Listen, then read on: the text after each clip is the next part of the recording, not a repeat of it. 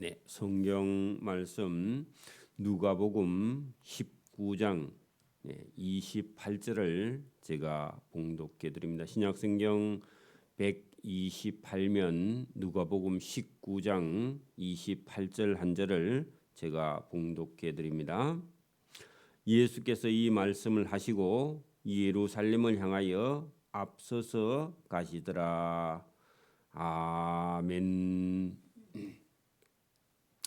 갈릴리 나사렛 동네에서 여리고를 지나서 예루살렘으로 예수님께서 가시는 길에 그 여리고에서 거지이면서 소경인 거지 바디메오의 눈을 예수님께서 뜨게 하셨고, 그가 예수님을 따르게 되었고 하나님을 찬양하였으며, 여리고의 세리장 삭개오에게 예수님께서 은혜를 베풀어서 그를 변화시켰던 그런 일이 있었으며, 또 예수님께서 그 말씀을 그들이 말씀을 듣고 있을 때에 예수님께서 열 문화의 비유를 말씀하시면서 강력한 예수님의 나라, 예수님의 말씀을 듣지 않으면 결국은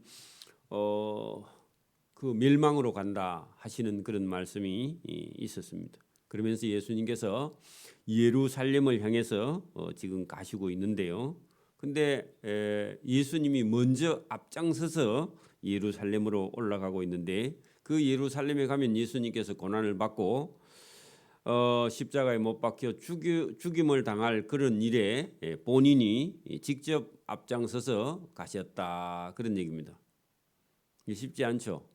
자, 여러분, 예수께서 이 말씀 삭개오를 예수님께서 뽕나무에 내려오라 하고 내가 네 집에 유하겠으며 너가 구원을 받게 된다 하신 말씀하신 이후에 예루살렘에 십자가에 죽으러 가시는 길에 예수님 본인이 앞장서서 올라가시는 그런 모습이 본문에 기록되어 있습니다. 그래서 예수님은 준비를 하시고 각오를 하시고 또 하나님 말씀에 순종하시면서 예루살렘에 십자가에 못 박히러 가시는 길이지, 그게 본디오 빌라도가 재판을 갖다가 잘못해서 가는 게 아니라 그 사람은 자기 길을 가는 거고, 예수님은 저와 여러분을 구원하시러 예루살렘에 가시는 길이다 하는 겁니다.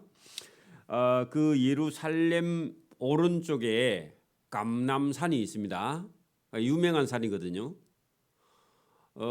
예루살렘 동쪽에 예루살렘하고 거리가 한 4km 쭉 떨어져 있는 예루살렘도 산 위에 있고, 그 동쪽에 감람산이 있는데, 거기 지금 감람산 서쪽 기슭에 온통 무덤이 가득 있습니다. 왜냐하면 예수님께서 그 감람산에서 성천하셨죠. 하늘로 올라가셨죠. 부활하신 이후에. 그리고 다시 오신다 하신 곳이 감람산입니다. 그렇죠? 그래서 예수님 오시면 제일 먼저 부활하겠다고 거기다가 그 무덤을 많이 써놨는데, 그 무덤 값이 되게 비싸답니다. 그래서 여러분, 지금도 예루살렘 사진 보면 사진 찍는 쪽 이쪽 쪽에서 쳐다볼 때 무덤이 많이 있고, 그 예루살렘 한복판에는 동그랗게 황금 돔이 있는데, 그거는 그 모리아 산이었고 거기는 이삭을 바쳤던 곳인데, 지금은 그것은 유대교의 아니고, 유대교의 성전이 아니고 거기는 그 이슬람 성전입니다. 마호멧 성전이라 그 말입니다. 근데 거기 우리 예루살렘 사진을 찍으면 한복판에 꼭 거기 들어오죠. 그것은 우리 기독교하고 아무 상관이 없는 그런 곳입니다. 그 예루살렘 동편에 있는 감람산에 예수님께서 가셨는데, 감람원이라 할 때 산 안에 있는 감람나무의 정원, 동산, 우리도 가수원 할 때 원, 그죠? 그 원은 그러니까 울타리 안에 있는 그런 뜻이죠. 정원, 가수원 그런 뜻입니다.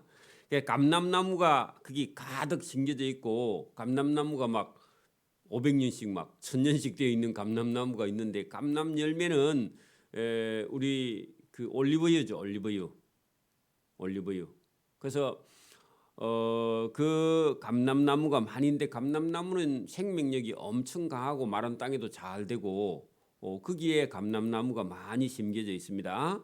감람문이라 그렇게 불리는 예루살렘 동쪽에 있는 산 쪽에 있는 벳바게 하는 동네는요. 무화과도 있지만 감람나무도 있지만 무화과가 많은 그런 동네의 집이다 그런 뜻이기도 합니다. 그 베다니 두 개의 작은 동네가 있는데 다 못 사는 동네입니다. 그럼 예루살렘 성 밖에 있는 동네니까 서울에도 강북 옛날에 못 살 때 산 밑에 있는 동네. 지금은 강북도 성북동 강북이 아니고 성북동 같은 그런 동네. 제가 중학교 다닐 때 성북동 비둘기라는 그런 그 국어 교과서에 나오는 수필집인가 있는데요. 거기는 비둘기들이 저녁만 되면 거기 성북동에 많이 찾아온대요. 그래 그 비둘기가 어떤 비둘기냐 하니까 그 사회의 약자들 그리고 날품팔이 하는 사람들이 저녁에는 그 들어왔다가 새벽 되면 전부 다 노가다 하러 가버리고 동네가 낮에는 텅텅 비어버려요. 밤 되면 또 전체 집집마다 불이 켜져 가지고 먹고 산다고 막 그렇게 하는데 그게 여러분 성북동의 슬픈 비둘기를 비유해서 수필집이 있는데 그런 것처럼 여기 벳바게와 베다니 동네는 아주 가난하고 어렵고 그런 사람들이 사는 그 예루살렘 성 밖에 있는 가난한 동네. 예수님께서 거기 동네에 늘 자주 가셨죠. 그게 여러분 베다니 동네에 나사로의 집이 거기 있었잖아요. 자주 가셨죠. 그 집에 마르다와 마리아도 있고 그 집에 가셨던 그 베다니에 가까이 가실 때에 제자 중 두 사람을 보내시며 이르시되 너희는 예루살렘 맞은편 마을로 가라. 그 벳바게와 베다니죠. 거리로 들어가서 아직 아무도 타보지 않은 낙이 새끼가 매여 있는 것을 보리니 풀어서 끌고 오라. 그 예수님께서 예루살렘 맞은편에 있는 그 동네에 가서 여기 아무도 타보지 않는 낙이 새끼는 여러분 사람이 타면은 엄청 싫어합니다. 길이 안 들었다 그런 얘기입니다. 근데 여기 나귀는 조그만해요. 말은 키가 제법 큰데 나귀는 새끼가 조그만하죠. 그런데 그것도 새끼니까 힘도 별로 없는데 그래 이게 말과 노새를 교잡해가지고 그걸 F1이라 합니다. 여러분 말은 원래 말과 교미를 해야 말이 나는 건데 말과 노새를 교미시키면 조그만하게 못생긴 그런 말도 아닌 노새도 아닌 이상한 그런 게 나오는데 그 교잡종 낙이 별로 쓸데도 없습니다. 그런데 이제 산악지역 같은데 그런 데는 큰 말은요 잘 못 다녀요. 그래서 조그마한 말이 짐 보따리 한 개씩 그 메고 어디 그 산 같은데 이렇게 사는 사람들이 그 나귀를 쓰는데 여기 이 볼품 없는 나귀 새끼 이런 뜻은요 예수님께서 높고 높은 분이 아주 낮게 비천한 나귀를 타시고 원래는 왕이면 백마를 타고 오셔야 되는데 그래서 여러분 낮고 낮은 그런 모습으로 예수님께서 오셨다 그런 뜻으로 낙이 새끼가 매여 있는 것을 보고 풀어서 끌고 오라 이것도요 예수님께서 쓰시겠다 그렇게 하면요. 누구라도 내어줄 수 있을 만큼 예수님께서 그동안 많은 사람들과의 좋은 관계를 가지고 있었겠죠. 여러분이 만약에 동네 사람들에게 인색하면요. 여러분 돈 빌려가면 아무도 돈 안 빌리죠. 근데 평소에 저와 여러분이 좋은 일을 많이 한 사람 같으면 어떤 집사님이 급하게 돈이 필요하든지 뭐가 필요하든 하면 그거 얼마든지 갖다 쓰라 해라. 그렇게 말하겠죠. 여러분이 인색하면 다른 사람도 여러분한테 인색합니다. 예수님께 많은 그런 신세를 진 사람들이 그동안 예수님께서 그 벳박이나 베다니 동네에 예수님 모르는 사람이 없죠. 왜냐하면 많은 사람이 병을 고쳐주셨고 죽은 나사로를 살려준 적도 있잖아요. 그죠? 그러니까 그 동네 사람들은 예수님 잘 알아요. 그러니까 나귀 새끼 한 마리 정도는 예수님께서 가서 주가 쓰시겠다 그렇게 말하면요. 누구든지 가져가 쓰세요. 아니 한 마리 아니라 10마리도 가져가세요. 그렇게 할 만큼 예수님께서 그 동네에 많은 사람들에게 영향을 끼치고 있었다. 만일 누가 너희에게 어찌하여 그 나귀 새끼를 풀어가느냐 묻거든 말하되 예수가 쓰시겠다 하라. 그 말만 하면 준다 그 말입니다. 아니면 예수님께서 값을 먼저 계산해 놨든지 그죠? 보내심을 받은 제자 두 사람이 가서 그 말씀대로 사람을 만나서 그래 아무 말 안 하고 낙이 이 꽃비가 있는데 꽃비를 푸니까 그 낙이 임자가 이르되 어찌하여 내 낙이 새끼를 푸느냐 했더니 대답하되 예수께서 쓰시겠다 했더니 그러면 가져가라고. 그것을 예수께로 끌고 와서 자기들의 겉옷을 나귀 위에 걸쳐놓고 예수를 태웠다. 자 여러분 이스라엘을 구원하러 오신 구세주 예수님이 말도 아니고 볼품없는 나귀를 예수님께서 타고 예루살렘 성으로 들어가실 건데 누가 봐도 모양이 볼품이 없죠. 그죠? 일부러 하나님의 아들 되시는 예수님이 일부러 그렇게 하시는 겁니다. 왜냐하면은 여기 지금 예수님에 대해서 많은 사람들이 관심을 가지고 있는데 여러분 분위기를 한번 보세요. 많은 백성들은 철이 없어 뭐라고 하느냐면은 예수님이 하시는 거 보니까 그동안 많은 능력을 일으키셨고 여러분 소경의 눈을 뜨게 하기도 하고요. 중풍병자를 고치기도 하고 그다음에 물 위도 그러시는 거 제자들을 통해서 들었고 물을 포도주로 만든 경우도 봤고 그죠? 그죠? 그런 능력을 많이 봤으니까 사람들 생각에는 예수님이 예루살렘에 올라오면은 저 로마의 지배에서 우리를 벗어나게 할 수 있겠다. 그런 생각을 가지고 제자들도 따라가고 있었는데 오해죠 사실은. 그런데 그런 생각을 가지고 사람들은 각자 그런 생각을 가지고 있었고 백성들이 예수를 막 따라가니까 서기관들이나 대제사장들이나 바리새인들 이런 사람들은요. 그 기분 나쁜 거예요. 왜? 예수님이 너무 인기가 많으니까 백성들이 예수님을 따라가니까. 그것도 기분 나쁘고 왜냐하면 자기들이 종교 지도자잖아요. 그죠? 근데 예수님을 따라가니까 시기 질투가 났단 말이죠. 총독 본디오 빌라도나 정치인들이 볼 때 예수님 웃기게 지금 모습이 이상하잖아요. 그죠? 왕인데 자기는 왕이라 하는데 그 모습이 지금 아주 초라한 모습으로 일부러 하나님께서 하나님의 아들 예수님을 그렇게 보내고 있는데 그 지금 예루살렘에 있는 많은 사람들의 무리가 예수님이 하시는 행동이 참 우스꽝스럽게 그렇게 보였다 그런 얘기입니다. 오늘도 여러분 우리가 전하고 있는 이 복음을 전도하는 걸요 안 믿는 사람이 볼 때는 저렇게 해갖고 저 교회 간다고 무슨 천국을 가 이런 생각이 들면서요 예수 믿는 사람을 바보나 취급하고 교회 사람들은 가서 얼마든지 속일 수 있다 그렇습니까? 저와 여러분은요 세상 사람들보다 더 차원이 높은 지혜와 지식을 가지고 있습니다.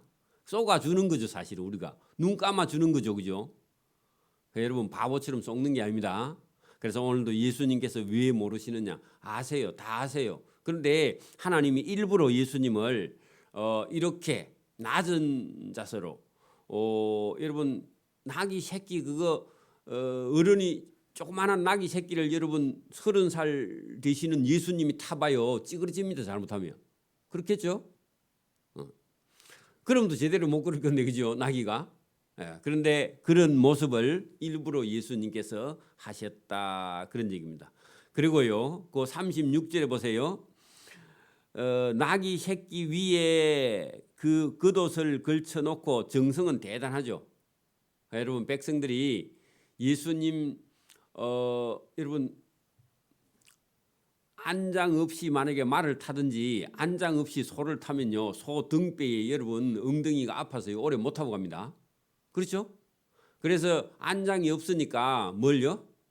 자기들이 사람들이 입고 있던 옷을 그 나귀의 등에다가 얹어놓고요, 예수님 타래 그래. 예수님 그것도 감사한 일이죠, 그죠? 백성들의 마음은 뭐 자기 옷을 벗어서 그 나귀 위에다가 등에다가 얹고 예수님 거기 그 나귀 등에 타면 엉덩이가 베기니까 그 옷 위에 앉으라고. 그래 여기 여러분 그 36절에 가실 때에 그 백성들이 자기의 겉옷을 그 나귀 위에도 놓고 겉옷을 길에도 패. 양탄자처럼 깔았는데 잘못하면 낙이 발 걸리면 넘어집니다. 그죠? 그래 이것도 최선을 다해서 예수님을 반기는 그런 모습이긴 한데 누가 보면 참 이상한 모습처럼 보이죠. 이미 감람산 내리막길에 가까이 오심에 제자의 온 무리가 자기들이 본 바 모든 능한 일로 인하여 기뻐하며 큰 소리로 하나님을 찬양했다. 그래서 백성들은 예수님을 나귀의 등에다가 옷을 얹고 길에다가 겉옷을 펴고 예수님을 환영하고, 제자들은 지금까지 예수님께서 한 일을 딱 보고 기뻐하면서 큰 소리로 하나님을 찬양했다. 각자 사람들은 자기의 모습을 가지고 예수님을 찬양하죠. 야, 무리 중에 어떤 바리새인들의 그 분위기 보세요. 백성들과 제자들과 그 바리새인들 보세요. 바리새인들은 말하되 예수 선생이여, 당신의 제자들이 저 쓸데없는 일을 하니까 책망 좀 하라고. 왜냐하면 제자들이 지금 뭐 하고 있죠? 제자들이요, 기뻐하며 큰 소리로 하나님을 찬양하여 이르되 찬송하리로다. 주의 이름으로 오시는 왕이여, 하늘에는 평화요 가장 높은 곳에서는 영광이로다 하면서 제자들이 막 팔짝팔짝 뛰니까 바리새인들이 아이고 시끄러워 죽겠다, 좀 조용히 해라 좀, 그렇게 안 하거든요. 그러니까 예수 선생님 불러갖고 예수 선생님, 당신의 제자들이 저 시끄럽게 하니까 좀 책망 좀 하라고 그렇게 말했다는 겁니다. 분위기가 그렇죠. 그랬더니 예수님께서 그 바리새인에게 뭐라 하는지 보세요. 내가 바리새인 너희에게 말하노니 만일 이 사람들이 아무 말도 하지 않고 침묵하면 길바닥에 있는 돌들이 소리를 지르리라. 여러분 놔두라. 왜 쓸데없이 간섭하느냐. 그들은 자기 할 일을 하는 거야. 여러분 모르긴 몰라도요, 지금 예수님은 하나님의 아들이죠. 그죠? 하나님의 아들이 오시는데 여러분 백성들이 소리 지르는 거 당연하죠. 그죠? 저와 여러분도 어설프게 믿고 있다가 나중에 여러분 천국에 가면요 깜짝 놀라겠죠. 이렇게 좋은 곳이 있는가 하고요, 입에서 그냥 찬양이 터져 나오겠죠. 지금 여러분 여기 맛보기로 보여주고 있는 그런 장면인데, 바리새인들 자기 생각에는 저렇게 초라하게 낙이 새끼나 타고 오는 저 예수를, 그 목수의 아들이고 마리아의 아들인데, 그죠? 그리고 자기들 딴에는 뭐라고 말하는데 모습이요 참 형편없는 그런 모습으로 오니까 참 웃기고 있네 그렇게 말하면서요, 그러다가 제자들이 막 꽐을 지르면서 주의 이름으로 오시는 이 하면서 막 찬송을 하니까 또 시끄럽다고 막 누가 따라오라겠나. 그죠? 바리새인들이 지금 따라오면서 예수님의 제자들이 하는 일을 보고 예수님 보고 책망해 달라고 그렇게 요구를 했단 말입니다. 그런데 이런 분위기가 다 제자들도 그렇고 백성들도 그렇고 바리새인들, 서기관들, 대제사장들도 그렇고 전부 다요 자기 식으로 예수님을 이해하고 오해하고요 자기 마음대로 생각하는 거죠. 오늘도 여러분 저와 여러분이 성경 깊이 하나님의 말씀을 이해하지 못하면요 신앙생활이 자기 기분대로 하고 있습니다. 자기 기분 좋으면 하고요 기분이 안 좋으면 못하고 안 하고 그건 여러분 하나님을 경배하는 게 아닙니다. 자기를 경배하는 겁니다. 우상이요 누구 속에 있느냐 자기 속에 있어요. 잘못하면 자기 기분대로 신앙생활을 하는 건 그런 신앙생활이 아니죠. 지금 여기 사람들도 지금 예수님이 예루살렘에 올라가셔서 뭐 하실 거죠? 저와 여러분을 구원하기 위해 십자가에 못 박혀 죽으실 것인데 사람들은요 예수님께서 하신 능한 일 보고 저분은 뭐 할 수 있겠다. 저분 따라가면 뭐 얻을 수 있겠다. 그러니까 지금도 여러분 뭐 조금 뭐 어디 중앙 정부에서 주요 간직을 하다가 뭐 이게 도지사나 뭐 이렇게 시장이나 출마한다 하면 그 사람 돈 많이 가지고 있으니까 선거 운동 좀 해주면 나중에 한 자리 안 주겠나? 여러분 그런 생각 가지고 따라다니는 사람 많죠.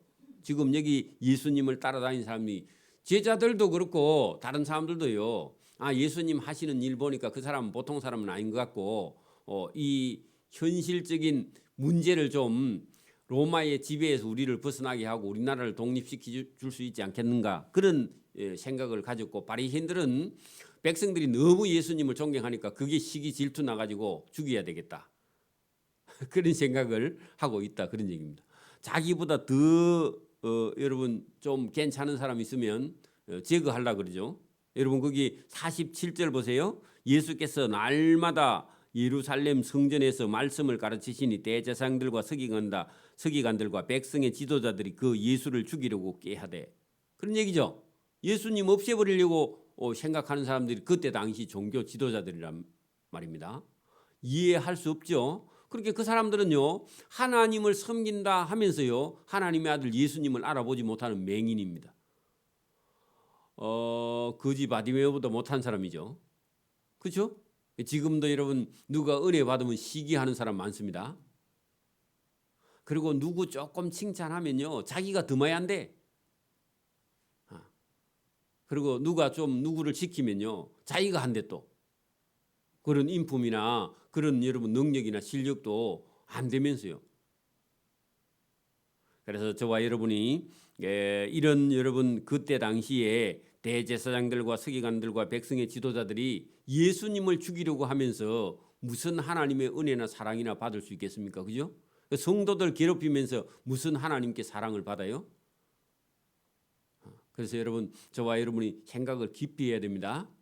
그래서 오늘도 여기 지금 예수님께서요 그 사람들의 하는 행동을 가만히 보니까 전부 다요 예수님 하시는 말씀, 예수님 가시는 길을 모르고 자기 멋대로 하니까 이 예루살렘 성은 멸망할 수밖에 없구나 하는 것을 예수님께서 아시고요. 앞으로 한 37년 후에는요. 예수님 십자가에 못 박히고 난 이후에 37년 후에는 이 예루살렘이 멸망할 겁니다. 왜냐하면은 예수님께서 와서 말씀을 해도 예수님 말씀을 안 들어요. 왜? 그 지도자들이 다 백성들이 다 그리고 예수님하고 예수님을 누군지 알아보려고 생각 안 하고 예수님 말씀도 듣지 않는 겁니다.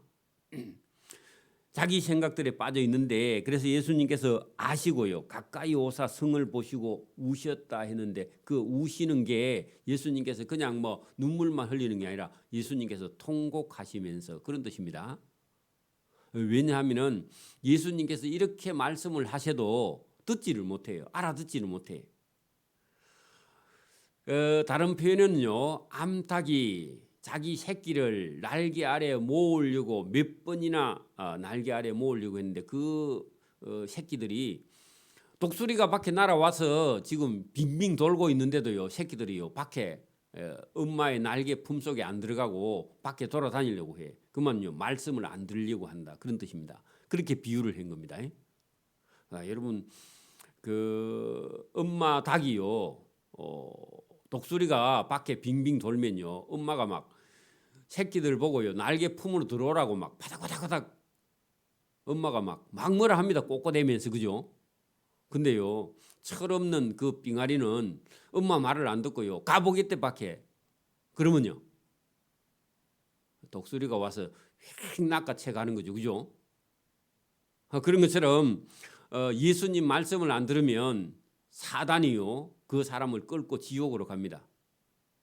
그런데 여러분, 여기 있는 사람들이 전부 다 자기 생각에 빠져서 예수님이 하시는 일을 깨닫지 못하니까 예수님께서 이 예루살렘은 멸망받을 수밖에 없다. 그 앞 37년을 내다보시고 예수님께서 우셨습니다. 그냥 우신 게 아닙니다. 예수님께서 성경에 한 서너 번 울으셨는데, 여러분 믿음 없음, 그죠? 그리고 여러분 그 누가 막 불쌍해서 예수님이 운 적은 없습니다. 우리는 불쌍해서 울기는 하는데 여러분 믿음 없는 게 불쌍한 거죠, 그죠? 믿음 없으면 불쌍합니다. 자, 보세요. 예수님께서 예루살렘 성에 가까이 오사 성을 보시고 우셨다 했는데, 성이 성 안에 있는 사람들 통째로 다 불쌍해서 우셨습니다. 우시고 통곡하시고 이르시되, 너 예루살렘 성 너도 오늘 평화에 관한 일을 알았더라면 좋을 뻔하였거니와. 자, 평화가 누구죠?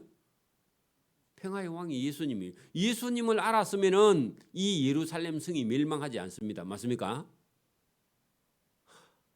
오늘도 여러분 예수님을 알면요, 저와 여러분은요, 심판을 받지 않고 멸망받지 않고요, 지옥에 가지 않습니다. 맞습니까?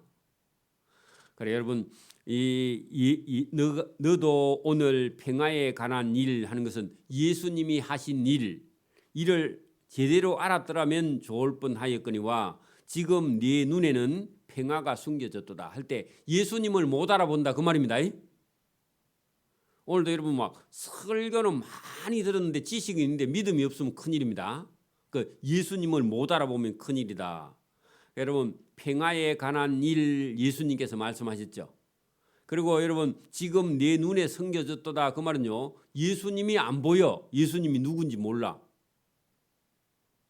예수님이 평화의 왕이죠. 앞으로 37년 후에 날이 이를지라 그 말은요, 며칠 아니고 37년 후, 그죠? 내 원수 할 때요, 로마. 지금도 로마가 지배하고 있는데 유대인들이요, 로마의 말을 안 듣고 여러분 대항하면서 로마가 티투스 장군이요, 로마를 쳐들어옵니다. 37년 후에 로마 사람들이 토둔하는 것은요, 흙토자 언덕둔자입니다. 토둔은요, 흙으로 만든 언덕입니다. 여러분, 예루살렘 성이 높잖아요. 그러니까 고대 사회에서는 이 곡사포가 없어요.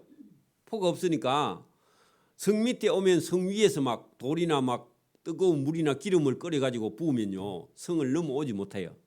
그러니까 로마 사람들이 군대 숫자가 많으니까 예루살렘 성 저 끝에서부터요, 흙을 가지고 언덕을 쌓아 계속 군인들 시켜가지고 산을 하나 깎아가지고 자꾸 쌓아.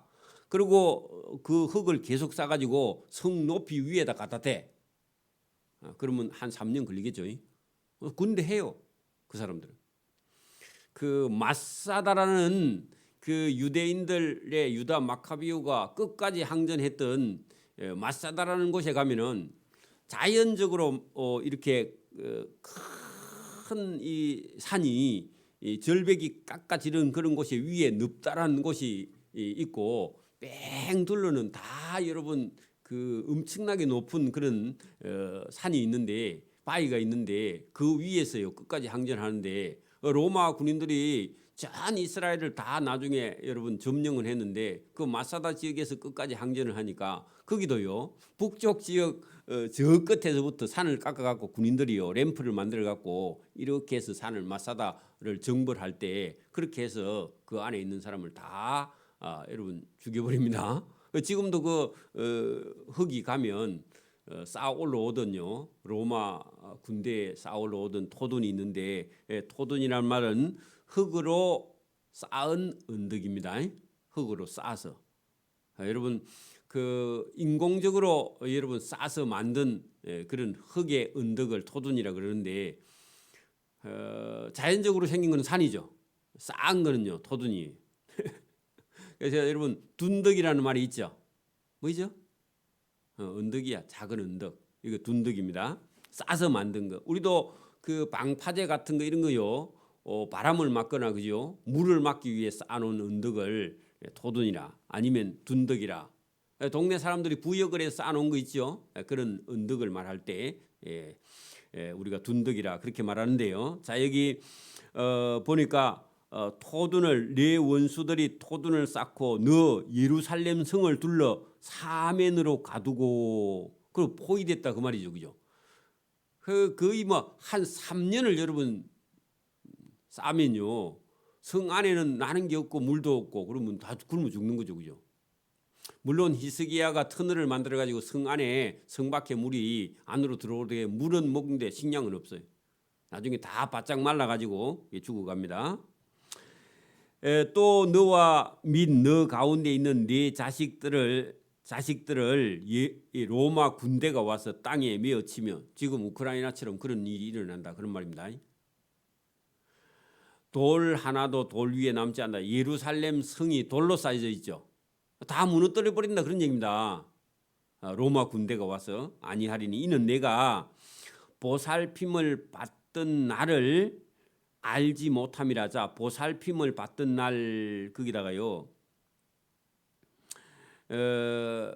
예수님께서 오셔서 평화에 관한 일을 하셨죠. 네? 그때 예수님이 여러분 말씀하신 것을 알아들었으면은 회개하고요 이런 심판의 날이 없었을 건데 예수님 말씀을 알아듣지 않고 예수님을 잡아 하나님의 아들을 십자가에 못 박아 죽인 죄의 값으로 지금 예수님의 말씀을 듣지 못함으로 말미암아 무슨 일이 났다고요? 예루살렘의 멸망이 앞으로 37년 후에 이루어질 것이다 그런 얘기입니다. 자 그러면 오늘 저와 여러분이 살아있는 동안에요 예수님 말씀인 성경을 듣지 못하면 저와 여러분은요 여러분 심판이 저와 여러분 앞에 다가오죠. 그 말씀이나 지금 예루살렘 멸망이나 똑같다 그 말입니다. 그렇게 여러분 우리가 이 성경의 예수님 말씀을 알아듣는 것과 못 알아듣는 것이요 한 나라가 다 망하기도 하고 인류가 다 망하기도 합니다. 그래서 저와 여러분이 이런 말씀들이 예수님께서 심각하게 말씀을 하시면서 그리고 여러분 41절은 예수님께서 통곡하셨다 그런 얘기죠. 그러면 왜 통곡을 인자 했냐면은 예루살렘 전부가 로마에 의해서 멸망할 걸 예수님께서 미리 아시고 보시고 지금 그 37년 전에 예수님께서 평화에 관한 그게 심판받지 않을 말을 했는데 그 말을 못 알아듣고 하나님의 아들을 죽였다 그런 얘기입니다. 그죠? 그러니까 지금도 똑같은 일이 역사는 반복합니다. 그러니까 여러분 역사는 반복합니다. 예수님께서 그 말씀을 하시고 성전 여러분 그 이방 성전 안에 들어갔을 때 이방인의 뜰입니다. 그 이방인의 뜰에 들어가서 장사하는 자들을 내어 쫓으셨다. 이게 아마 예수님께서 그 말씀을 하시고 예루살렘 성전 안에 들어가셨다가 또 그 성전 안에 어떤 사람들을 내어 쫓으시고 또 저녁에 나와서 베다니나 벳바게에 주무시고 또 예루살렘 성전에 들어가셨다가 말씀을 전하시고 또 나왔다가 여러 차례 그런 일을 하신 다음에 그 다음에 나중에 여러분 예수님께서 잡히시게 되거든요. 마지막 한 주간. 자 거기 그들에게 이르시되 기록된 바 내 집 하는 것은 예루살렘 성전이죠. 성전은 내 집은 하나님께 기도하는 집이 되리라 하였거늘 너희가 강도의 소굴을 만들었도다 할 때요. 그게 장사하는 자들은요 진짜 장사꾼들이고 이 사람들이 누구하고 길탁되어 있느냐 하면 예루살렘 성전에 있는 대제사장들 그런 사람들하고요 전부 다 봐주기를 해가지고 이 예루살렘 성전 안에 이방인 뜰에 거기 장사하도록 허락해주고 자리세 다 받고요. 그다음에 비둘기 한 마리에 5,000원짜리를 25만 원씩 받는 거야. 그러면 돈 되겠죠. 그거를요 대제사장들이 특권을 주는 거야. 자리세를 받으면서 특권을 주고 폭리를 취하는 거죠. 그래서 예수님께서 이 예루살렘 이방인의 뜰에서 장사하는 사람들은 전부 다 강도다, 강도. 여러분 강도가 원래는 여러분 칼이나 뭐 이 총을 들고 와서요 돈 내나 하고요 목에다가 칼이나 총을 갖다 대는 사람이 강도죠. 근데요 여러분 자기 동족들에게 폭리를 취하는 5,000원짜리를 막 여러분 25만 원씩 그리 받으면요 칼만 안 들었지 강도다 그런 얘기 들어봤죠? 여러분 그게 강도입니다. 그래서 예수님께서 그 성전을 빌려서 장사하는 사람들 그리고 대제사장들에게 갖다 바치고 자리를 얻은 그 사람들을 보고 너희는 성전을 강도의 소굴로 만들어. 그러면 거기 장사한 사람은 다 강도다 그 말입니다. 실제로 강도고 또 그죠? 폭리를 취하니까 하시니라. 예수께서 날마다 성전에서 하는데 마지막 한 주간 매일 그죠? 성전에 들어가서 가르치시니 대제사장들과 서기관들과 백성의 지도자들이 자기 자리 빼앗길까봐 그죠? 예수를 죽이려고 꾀하였다. 그 예수님 여러분 하나님의 말씀 가르치고요 그들에게 잡혀 죽을 그런 입장이 생기죠. 그래서 이제 자기들이 못 죽이니까 고발했어요. 총독 빌라도에게 죽여달라. 사형에 해당한다마 그죠? 그렇게 해서 거짓 증인을 세우고 그렇게 하죠. 백성이 다 예수님에게 귀를 기울여 들으므로 이제 백성들은요 예수님께서 그동안 하신 능한 일을 보고 백성들은 전부 다 예수님 말씀을 듣고요 쏙 빠졌어. 그러니까 대제사장들 서기관들과 백성의 장로들이요 시기 나 죽는 거죠, 그죠? 왜냐하면 대제사장들이 설교하면 아무도 안 가. 왜냐하면 그 사람들이 하는 행동이나 그 사람들이 똑바로 하나님을 안 섬기니까. 근데 예수님께서 말씀하시면요 영혼이 다 빨려 들어가, 그죠? 그러니까 이제 그 시기가 나서 예수님 죽이려고. 그래 총독도 이 정도로 압니다. 본디오 빌라도도 백성들이 예수님을 존경하고 따르니까 저 대제사장들이 시기가 나서 예수님을 죽이려니 예수님은 사형에 해당하지 않다. 나중에 그런 판결을 하거든요. 그래 하고는 나중에 사형에 또 운동해. 왜 백성들이 막 저 예수를 살리면 로마 황제 가이사에게 충신이 아니다. 막 이런 소리를 해가지고 본디오 빌라도가 그 소리에 저렇게 놔뒀다가는 나중에 내가 총독 자리 못 해먹겠다 그 생각이 나가지고 백성들에게 만족을 주고자 예수님을 죽여버리는 사형에 시켜버리는 그런 일이 일어나는 거죠. 여러분 사람들이 순간적으로요 자기의 약점이 드러나면요 그만 사람이 뭐 말하다가요 그만 약해져 버립니다. 그렇죠? 백성이 다 예수에게 귀를 기울여 들으므로 어찌할 방도를 찾지 못하였더라 했는데 어찌할 방도가 나죠. 누가 나느냐 하면은 12명의 제자 중에 가룟 유다가 우리 선생님 얼마 주고 사이소 하고요 가서 얘기하니까 아이고 잘됐다. 우리 죽여야 되는데 아니 뭐 자기 제자가 고발하니까 저거는 확실히 죄인이다. 그래 누가 여러분 그 방도를 만들어 줬죠? 가룟 유다가요.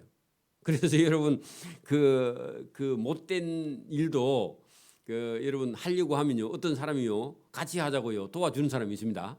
그러면 둘 다 지옥 가는 거지, 그죠? 그렇죠?